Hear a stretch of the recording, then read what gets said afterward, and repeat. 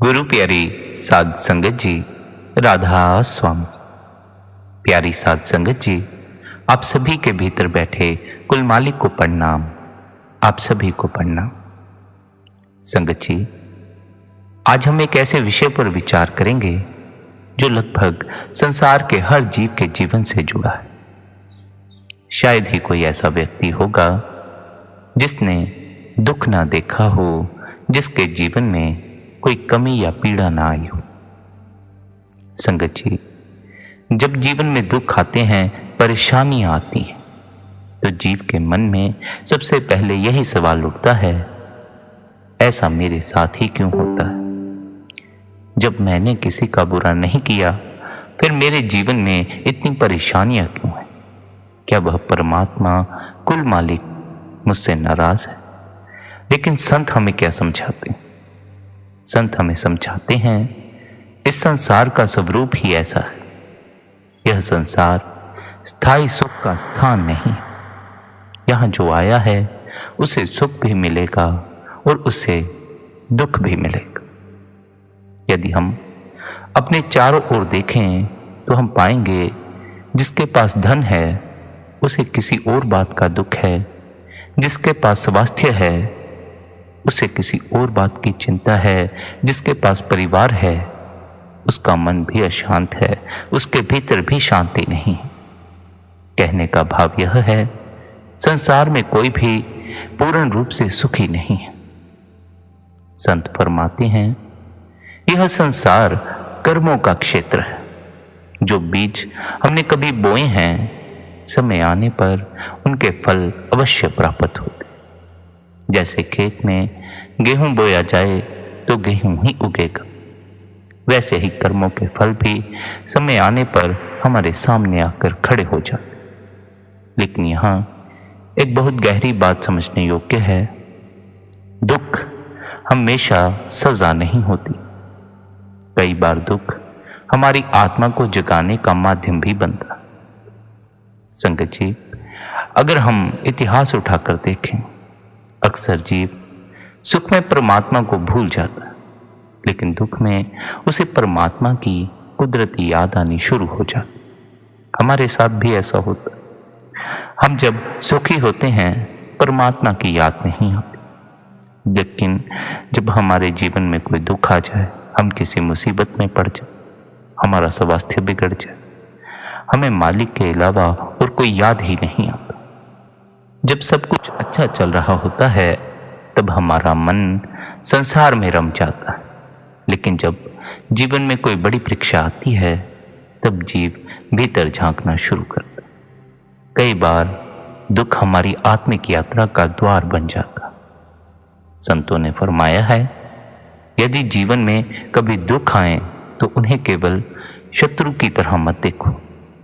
यह भी संभव है कि परमात्मा किसी बड़े नुकसान से बचाने के लिए छोटी परीक्षा दे रहा हो।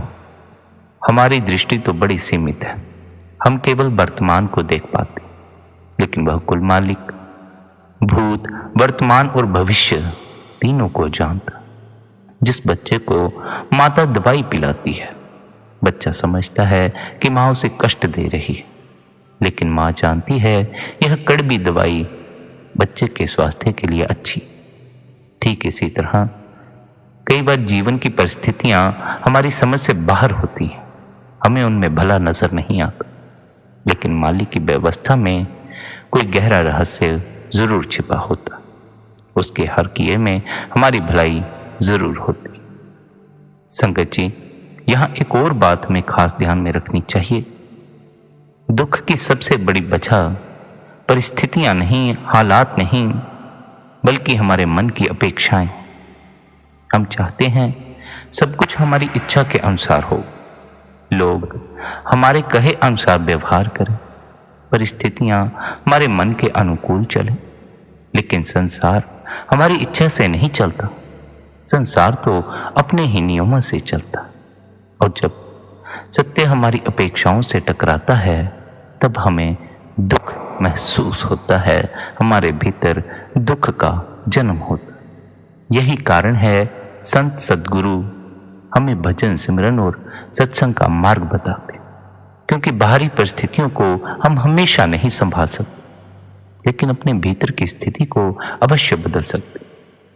जो जीव अपने अंतस को बदल लेता है, उसकी बाहर की चिंता, बाहर के दुख अपने आप ही विलीन हो जाते। हमें अपने भीतर बदलाव लाना, पर हमारी सारी कोशिश अपने बाहरी जीवन को बदलने की है, और ऐसे में सुर्त बाहर ही बाहर भटकना शुरू कर देती। आप जिस जीवन का विकास चाहते हैं वही विकसित होगा। देह का विकास चाहते हैं, देह विकसित होगी। मन का विकास चाहते हैं, मन विकसित होगा। मन के बाहर अपनी आत्मा के विकास की फिक्र करो। आत्मा का विकास जब होगा तो यह संसार के सब स्वाद फीके पड़ जाएंगे, और यह संसार के स्वादों का आदि मन ही हमारे दुख का कारण है। अगर यह इस संसार का आदि बना रहा, इसे इसकी लत लगी रही, तो हमारे दुख कभी दूर नहीं होंगे, क्योंकि फिर यह मन हमें भीतर मुड़ने नहीं देगा। जब तक हम भीतर नहीं मुड़ेंगे, तब तक हम अपने आप को अंतस में बदल कैसे पाएंगे। अभी हमारे भीतर जो मलिनता है, हमें उसे बंदगी द्वारा साफ करना है। निरंतर मालिक के स्मरण में समय बिताकर भीतर मन की अपेक्षाओं को कम करना। मन की अपेक्षाएं ही हमारे दुख का कारण है, पर क्योंकि हम इसकी तरफ ध्यान नहीं देते, हम भी मन की अपेक्षाओं के साथ ही हो जाते हैं। इसलिए यह मन निरंतर नई नई उम्मीदें खड़ी करता चला जाता, नई नई चिंताएं, नई नई परेशानियां निर्मित करता चला जाता। हमें चाहिए हम इस मन को देखना शुरू करें, इसकी फजूल की बातों की ओर ध्यान देना बंद करें, और जो हमारे लिए सही है, रूहानियत के मार्ग पर उन्नति हासिल करें। संगत जी, अब यहां पर एक सत्संगी का सवाल भी ले चलते हैं। जैसा कि सत्संग में ऊपर फरमाया गया, इस संसार में शायद ही कोई ऐसा जीव होगा जिसने कभी दुख का अनुभव न किया हो, जिसके जीवन में कोई पीड़ा या परेशानी ना आई हो। करीब करीब सभी के जीवन में ऐसा होता है, और इसी पर एक सत्संगी ने सवाल पूछा है, मेरे जीवन में बड़ा दुख है, बड़ी परेशानियां, मेरा दिल तो बड़ा करता है अपने प्रियतम परमात्मा से अपनी आत्मा को जोड़ दूं, पर यह मन मुझे बंदगी में बैठने नहीं देता। ये परेशानियां मुझे अपने अंतस में उतरने नहीं देती। मुझे डर लगता है कहीं मैं अपनी इस अंतस की यात्रा को बिगाड़ ना बैठूं, कहीं यह यात्रा अधूरी ना रह जाए। मुझे क्या करना चाहिए? पाणा मनिए सदा सुख पाई। मालिक की रजा, मालिक के भाने को स्वीकार करो। अगर जीवन में दुख आ जाए तो उसे भी मालिक की रजा मानकर स्वीकार करो। कभी जीवन में सदा ही दुख नहीं बना रहता। कभी जीवन में परेशानियां आती हैं, लेकिन सदा के लिए नहीं आती। जीवन हर पल, हर घड़ी बदल रहा। आज दुख है, कल सुख भी आ जाएगा। आज परेशानियां हैं, कल ये सब परेशानियों का हल भी हो जाएगा। किंतु एक बात स्मरण रखो, अगर अपने भीतर अपनी आत्मा का अनुभव प्राप्त नहीं किया तो ये बाहरी परिस्थितियां तो बदलती रहेंगी। आज दुख है, कल सुख आ जाएगा, पर भीतर शांति नहीं आएगी, भीतर तृप्ति नहीं आएगी। रूहानी मार्ग पर चलने वाले हर साधक को यह बात स्मरण रखनी चाहिए, उसे मालिक की रजा को स्वीकार करना। यहां तो वैसे भी उस मालिक की रजा ही चलती है। हम अपनी मर्जी चलाने की कोशिश करते हैं, पर हमारी मर्जी इस विराट अस्तित्व में चलती ही नहीं। हम लाख कोशिश करें, फिर भी हम जो चाहते हैं वो हमें नहीं मिलता। जो उस मालिक को मंजूर हो वही हमें मिलता है। किंतु कभी कभी हमारे भीतर यह सवाल उठता है कि क्या परमात्मा मुझे सिर्फ दुख ही देना चाहता था? अगर वह मुझे दुख ही देना चाहता था और आगे भी दुख ही देना चाहता है, तो मैं ऐसे परमात्मा की शरण में क्यों जाऊं? ऐसे परमात्मा की रजा को क्यों मानूं? क्योंकि कोई भी दुख नहीं चाहता, कोई भी नहीं चाहता उसके जीवन में परेशानी। सब यही चाहते हैं जीवन सुलझा हुआ हो, सुखी हो, सब अच्छा हो। पर हम यह बात भूल जाते हैं, यह सृष्टि कर्मासंदड़ा खेत है। यहां हम अपने किए गए कर्मों का फल भुगतने आए, तो परमात्मा को हमें दुख देने में जरा भी रुचि नहीं। उसकी सृष्टि का यह नियम है, जो जैसा कर्म करता है वैसा फल भोगता। हम अगर नीम का बीज बोकर मिठास की कामना रखकर बैठेंगे तो देर सवेर हमें कड़वाहट ही चखने को मिलेगी। ऐसा ही हमारा हाल रहा है। हमने मूर्छा में सोए हुए न जाने किस जन्म में कौन से ऐसे मंदे कर्म कर रखे हैं जिनका हिसाब देने के लिए अब इस दुनिया में आए हुए। अच्छे कर्म भी किए हैं, उनका अच्छा फल भी भोग रहे हैं। बुरे कर्म भी किए हैं, उनका बुरा फल भी भोग रहे हैं। किसी कर्म का नतीजा दुख के रूप में निकलकर सामने आया है, किसी का नतीजा सुख के रूप में निकलकर सामने है। इसलिए संत महात्मा हमें बार बार समझाते हैं कि जीवन में जब दुख आए तो हमें निराश होकर नहीं बैठ जाना चाहिए, क्योंकि यह दुख सदा ही बना नहीं रहने वाला। जैसे जैसे समय बीतता जाता है सब बदलना शुरू हो जाता। आज दुख की घड़ियां हैं, कल सुख की घड़ियां आ जाएंगी। पर यह वक्त जो तुमने इसकी चिपकाहट में बर्बाद कर दिया, यह लौट कर नहीं आएगा। यह समय जो तुम मन से चिपके रहे, यही समय तुम भीतर उतर कर अपनी आत्मा की पहचान के लिए दे सकते थे। और इसका एक और लाभ हो जाता कि भीतर उतरने पर जब मन की पकड़ छूटती तो बाहर की परेशानियां अपने आप ही बोझ लगना बंद हो जाती। जीवन में आया दुख, जीवन में आई परेशानियां बोझ नहीं है, सर दर्द नहीं है, बल्कि एक अवसर है।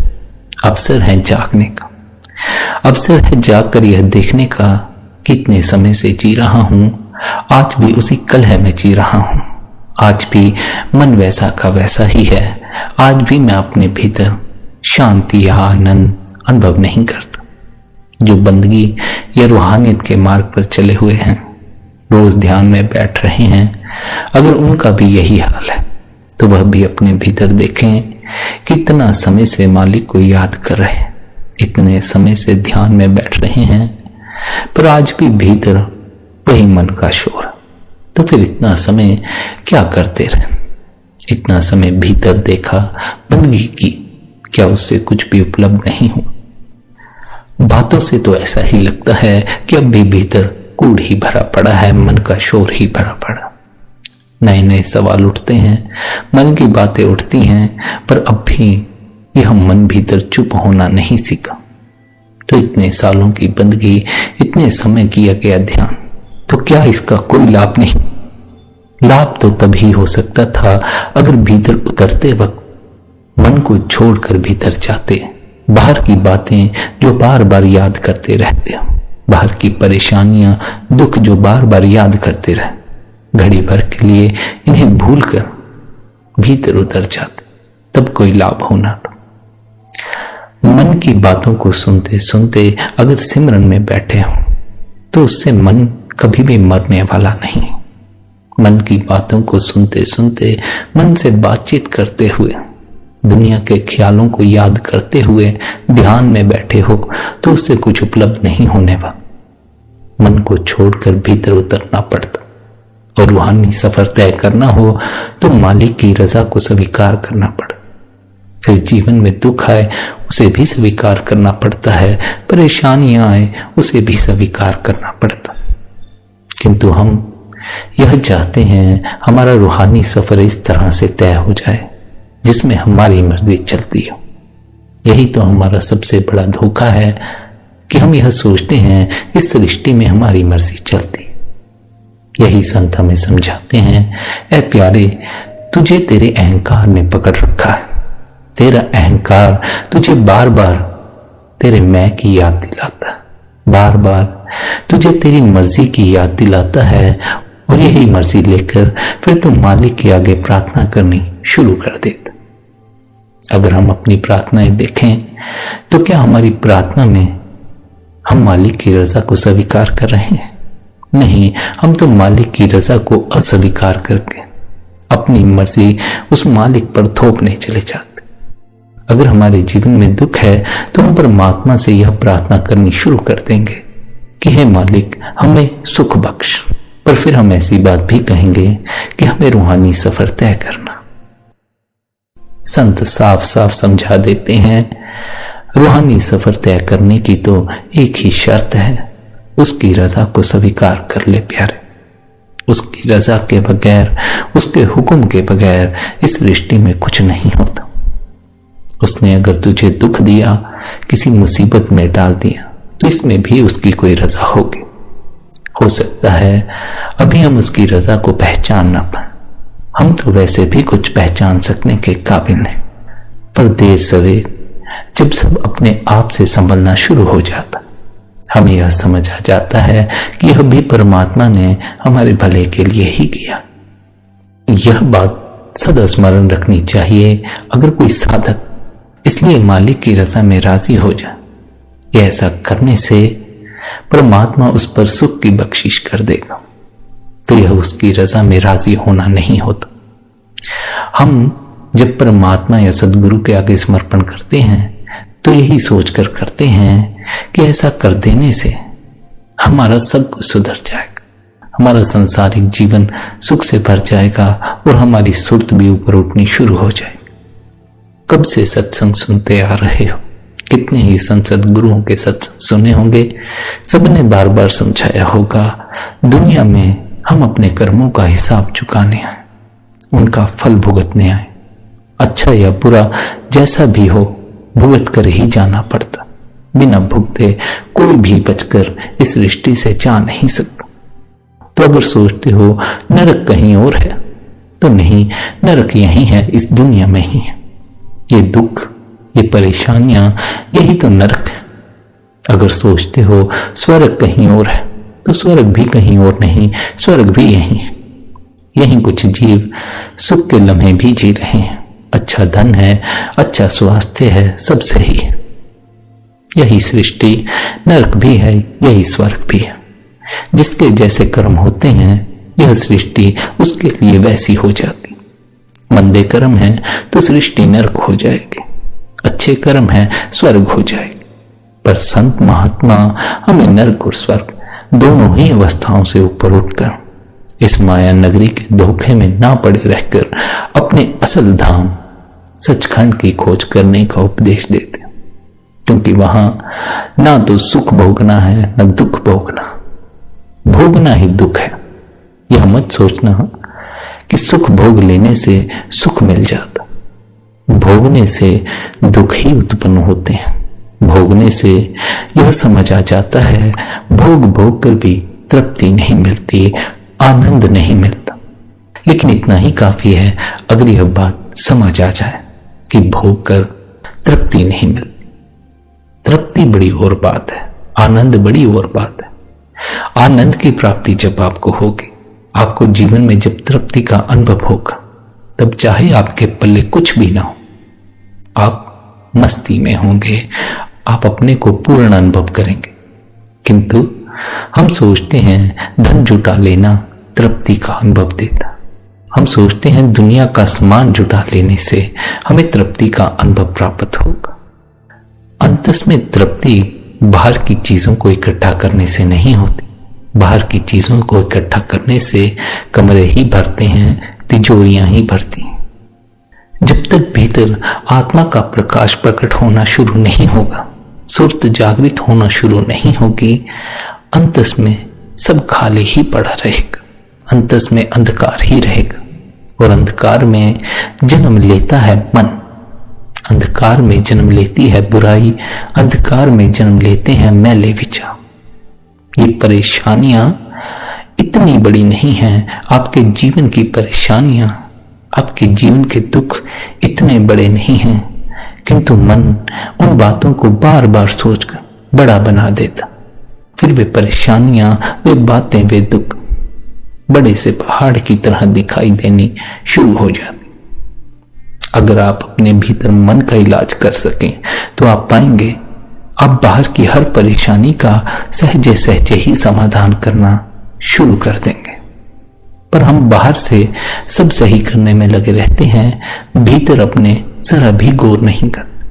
भीतर मन उलझता जाए, उसे उलझाते चले जाते, और फिर यही उलझा हमारे जीने में, हमारी रूहानी तरक्की में बाधा बन जाता। मन फैल जाए तो सुर्त सो जाती है। मन जितना फैल जाए उतना ही इंद्रियां भोगों की ओर जाना शुरू हो जाती। रूहानी मार्ग पर तरक्की के लिए हमें अपने मन को समेटना, इसे फैलने के अवसर नहीं देने। फिर चाहे जीवन में दुख आए, मन दुख के जरिए भी फैलने की कोशिश करता, मन परेशानियों के जरिए भी फैलने की कोशिश करता।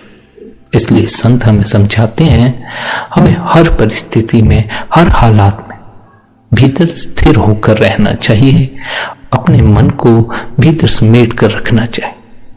हमें अपने सद्गुरु के मत को स्वीकार करना चाहिए। हमें मन के कहने पर नहीं लग जाना चाहिए। मन तो कहेगा ही, बंदगी में मत बैठो। मन तो दुनिया की बातें करता ही रहेगा। अगर इसकी ओर ही ध्यान देते रहे तो ध्यान भीतर नाम धुन से नहीं जुड़ पाएगा। नाम धुन से जिस दिन ध्यान जुड़ गया, उस दिन बेड़ा पार हो जाएगा। उस दिन से आपके भीतर मालिक की रजा में रहने की हिम्मत पैदा हो जाएगी। ऐ प्यारे, सबसे कठिन काम अगर जीवन में कोई है तो उस मालिक की रजा को स्वीकार करना। क्यों? क्योंकि हम तो अपने इसी जन्म को देख सकते हैं। इस जन्म में हम अच्छे हैं, हमने ज्यादा मंदे कर्म नहीं किए भी होंगे तो हम दूसरों को थोड़ी बताने वाले। वैसे तो इस सृष्टि में हमें जो दुख मिलता है हमारे कर्मों के किए ही मिलता। फिर भी अगर कोई कहे मैंने तो इस जीवन में अच्छे कर्म ही किए, सेवा ही की, कोई मैला कर्म नहीं किया, किसी को कुछ गलत भी नहीं कहा, तो फिर मेरे जीवन में यह दुख क्यों? यही संत हमें समझाते हैं, ऐ प्यारे, तेरी सुरत जन्मों जन्मों से न जाने कितने लबादे ओढ़कर इस सृष्टि में आती रही। तूने बड़े शरीर लिए, बड़े शरीर छोड़ दिए। जितने शरीरों में बैठा, हर शरीर में तुझे आकर कर्म करने पड़े। तुझे केवल इसी जन्म का बोध है, पर पीछे जो जन्म बीत गए उनका बोध नहीं। इस जन्म में तूने अच्छे कर्म किए, इसका फल भी तुझे मिल जाएगा, पर पीछे जन्मों में तूने जो बुरे कर्म किए उनका फल भी तो तुझे भुगतना पड़े। इसी वजह से संत हमें नाम से जुड़ने का होका देते। हम जो कर्म करके पीछे आए हैं वे हमारे लेखे में लिखे गए। यह लेखे का निपटारा तब तक नहीं होता जब तक सुरत नाम धुन से ना जुड़ जाए। नाम की ताकत हमारे सारे कर्मों का लेखा नष्ट कर देती, हमें अच्छे और बुरे दोनों तरह के फल को भुगतने से बचा लेती है और सुरत को शरीर के बंधन से सदा के लिए मुक्त कर देती। अगर हम शरीर के बंधन में ही पड़े रहे, आत्मा की पहचान न की, तो यह जन्म तो चाहे हम अच्छे कर्म करते करते बिता दें, पर इन अच्छे कर्मों को भुगतने के लिए फिर हमें जन्म लेकर आना पड़ सकता। यह बार बार नए नए शरीर लेकर आना और जाना, बार बार जन्म और मरण के चक्कर में फंसे रहना, यही सबसे बड़ा दुख है। इस दुख से मुक्त करवाने के लिए संत महात्मा हमें बार बार नाम से जुड़ने का उपदेश दे रहे हैं। यह नाम वह नाम नहीं जो आप सद्गुरु के पास जाकर ले आते। सद्गुरु धारण कर लेने का यह अर्थ नहीं है कि आप डेरे जा आते हैं, सत्संग जा आते हैं, सेवा कराते हैं और सद्गुरु से नाम ले आए। बार बार सद्गुरु हमें यही बात समझाते हैं, ऐ प्यारे, वह नाम जिससे जुड़कर मुक्ति हासिल होनी है, सुरत ने अपने असल घर की ओर उड़ान भरनी है। वह नाम धुनात्मक नाम है, धुन के रूप में सुनाई देता। लिखने, पढ़ने या बोलने में वह नाम नहीं आता। मन को समेटने के लिए सद्गुरु हमें अभ्यास की युक्ति जरूर देते हैं, किंतु हमें उनके कहे उपदेश अनुसार उस युक्ति पर अमल करके अपने भीतर नाम धुन को जरूर खोजना चाहिए। पर क्या हम ऐसा करते हैं? नहीं करते। हम तो भीतर उतरकर भी मन की बातों को ही पकड़े रखते हैं। जिस मन से पार जाना है उसी मन का सहारा लेकर भीतर उतरने की कोशिश करते हैं। जिस मन से पार जाना है उस मन को छोड़ते ही नहीं। कभी तो इस पकड़ को छोड़ो, किसी पल, किसी दिन, किसी क्षण सब परेशानियों को भूल जाओ। अगर जीवन में दुख भी है, परेशानियां हैं भी, तो जितने समय के लिए ध्यान में बैठने जा रहे हो, उन परेशानियों को भी भूल जाओ, उस दुख को भी भूल जाओ। यही तो कठिनाई है, यही तो करना मुश्किल लगता, किंतु यह करना ही होगा। किसी न किसी दिन तुम्हें इस मन को छोड़ना ही होगा।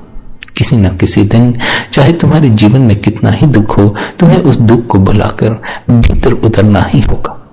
अगर तुम सच में अपनी आत्मा की पहचान चाहते, अगर आत्मा की पहचान नहीं चाहते, परमात्मा की पहचान नहीं चाहते, भीतर उतरने का, ध्यान या वचनबंदगी में बैठने का मकसद सिर्फ इतना ही है कि सांसारिक जीवन सुधर जाए। जिंदगी में रोग है, जीवन में परेशानियां हैं, हल हो जाएं। कोई रोग है, वह दूर हो जाए। तब तक फिर इस मन का साथ लेना ही होगा, फिर इस मन को नहीं छोड़ सकते। जिन्हें दुनिया प्यारी है, वे मन को नहीं छोड़ सकते, क्योंकि मन छोड़ दिया तो दुनिया से कैसा प्यार, दुनिया से कैसा मोह। जो मन के पार चले गए, उनका प्रेम तो परमात्मा से पैदा हो जाता, पर बड़े बिरले जीव हैं जिनका परमात्मा से प्रेम पैदा हो पाता। क्यों? क्या कारण है? कारण है अपनी मर्जी पूरी करना चाहते हैं, उसकी रजा में राजी नहीं रहना चाहते। लाख सतगुरु बोलता रहे, हर सत्संग में फरमाता रहे, उसकी रजा में रहो, उसके हुक्म की पालना करो। फिर भी कोई उसके हुक्म की पालना करने को तैयार नहीं। अपने सदगुरु की हुक्म की पालना करने को ही हम तैयार नहीं। एक बच्चे को भी कोई बात 2-3 बार समझाई जाए, उसे भी समझ आनी शुरू हो जाती, पर हम तो मूड के मूड हैं। हमें सदगुरु बार बार यही कहते हैं, उसके बहाने में रहो।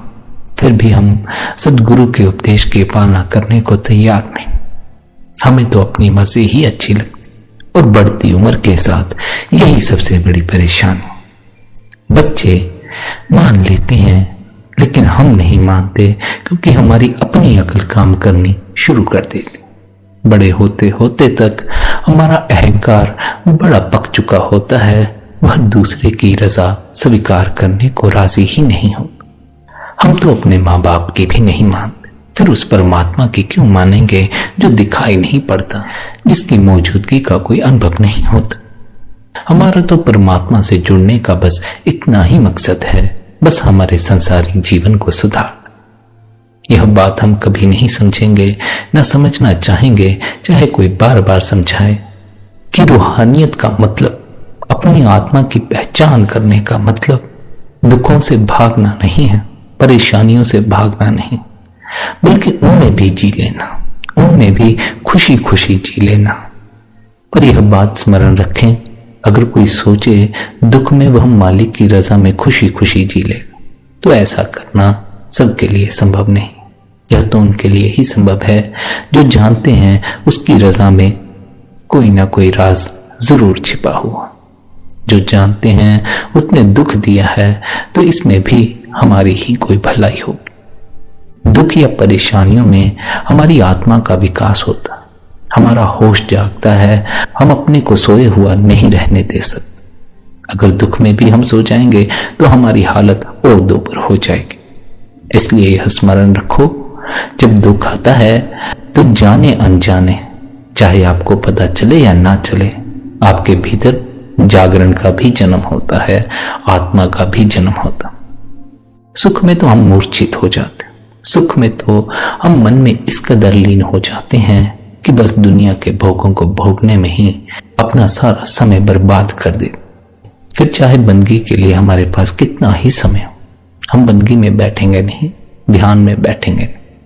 फिर जीव सोचता है जब दुनिया के स्वाद भोगने को मिल रहे हैं तो बंदगी क्यों करनी, ध्यान क्यों करना। असल में हमारी समझ ऐसी है, हम सोचते हैं ध्यान या प्रार्थनाएं हमें सुख देंगी। नहीं, ये हमें हमारी आत्मा की पहचान करवाती हैं, हमें शरीर के अहंकार से मुक्त करवा के परमात्मा के अनुभव में प्रवेश करवाती। ध्यान का संबंध सिर्फ सुखी हो जाने से नहीं है। सुख तो बड़ी छोटी बात है, ध्यान आनंद की अवस्था, ध्यान सत्य की पहचान कर ले। जो ध्यान के अनुभव से परिचित हैं वे जानते हैं कि ध्यान में क्या घटित होता, किंतु जो ध्यान के अनुभव से परिचित नहीं, उनके लिए तो ध्यान मात्र आंखें बंद करके बैठे रहना या कोई मंत्र जपते रहे। ध्यान एक ऐसा विराट अनुभव है जिसे शब्दों में बयान नहीं किया जा सकता, इसे केवल अनुभव किया जा सकता। समझाने में ना तो इसे समझाया जा सकता है कि उस अवस्था में हम अपने भीतर क्या अनुभव करते, किंतु फिर भी संत हमें इशारों के जरिए समझाने की कोशिश करते हैं।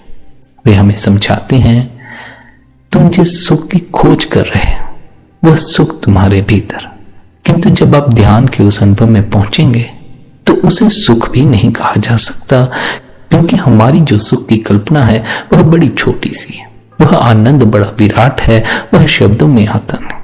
वह तो गूंगे का गुड़ है, जिसने खाया है वही उसके स्वाद को जानता, जिसने नहीं खाया वह उसके स्वाद को नहीं जान सकता।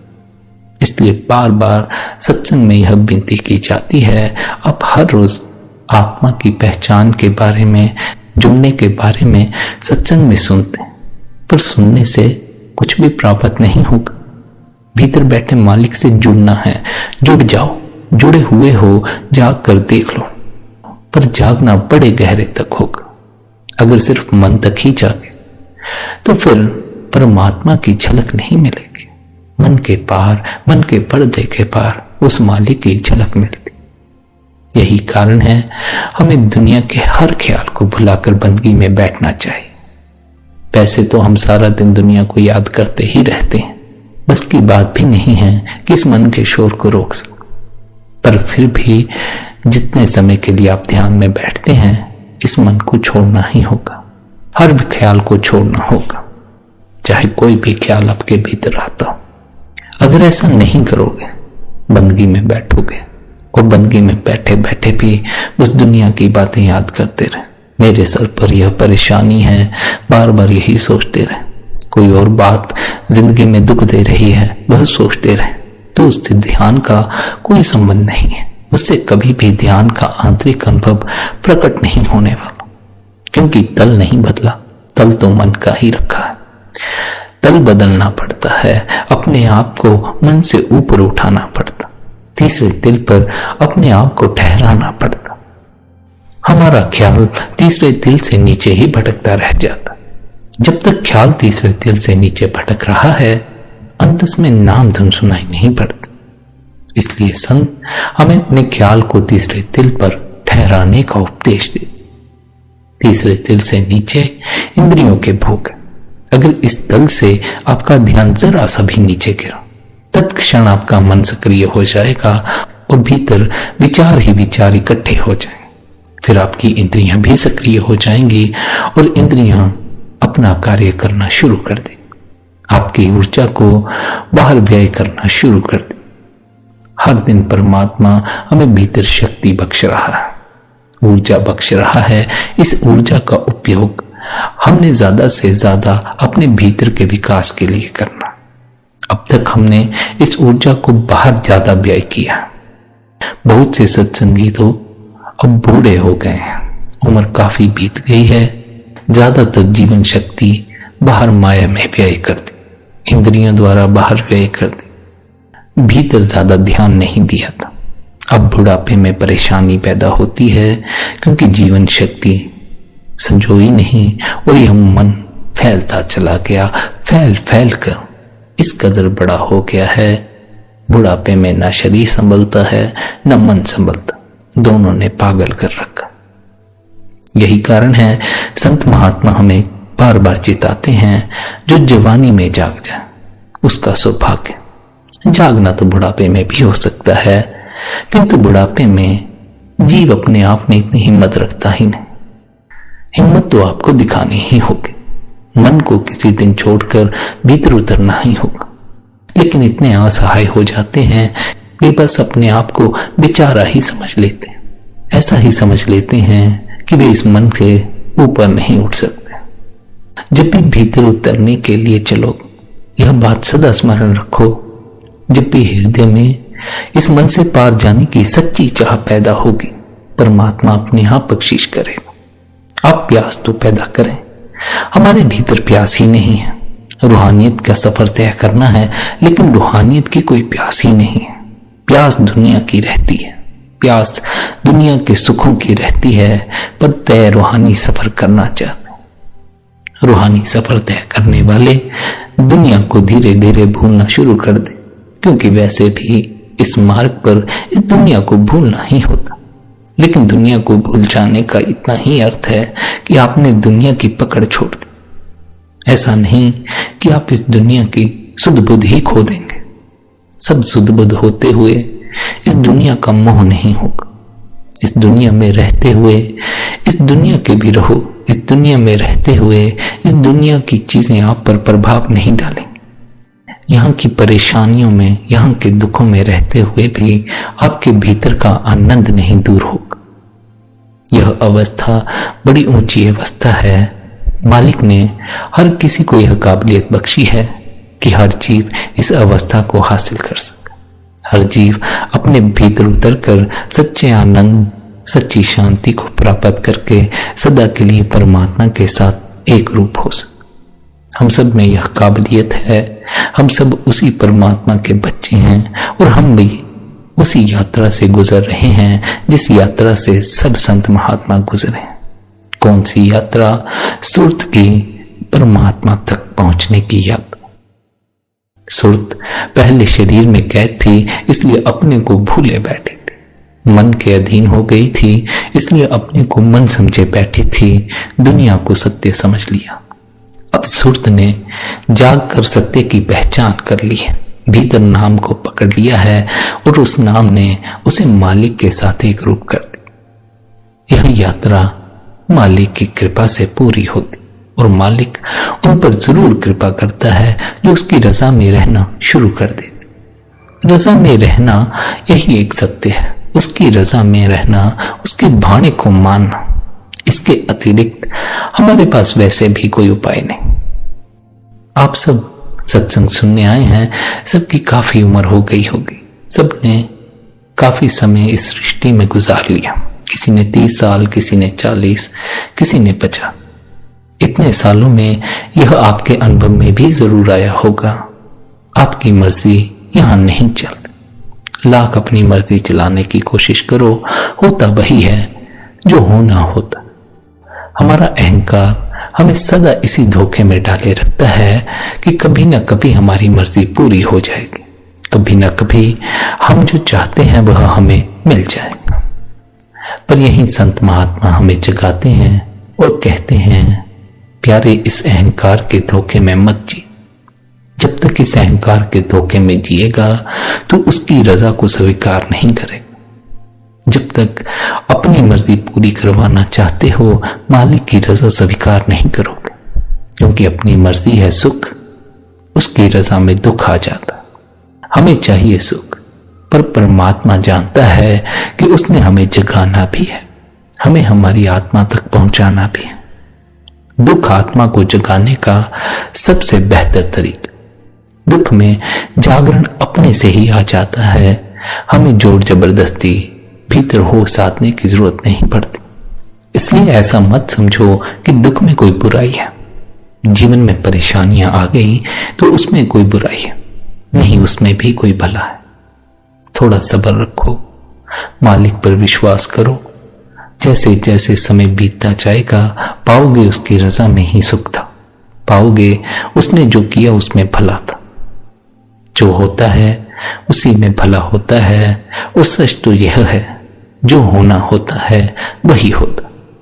जब हम कुछ कर ही नहीं सकते तो करने का यह अहंकार भी क्यों रखते हैं? यह अहंकार हमें सत्य से दूर ले जाता, इस सत्य से दूर ले जाता है कि सब परमात्मा कर रहा है, उसकी मौज से हो रहा है। यही एक सत्य है जिसका अनुभव करवाने संत महात्मा हमें इस दुनिया में आते।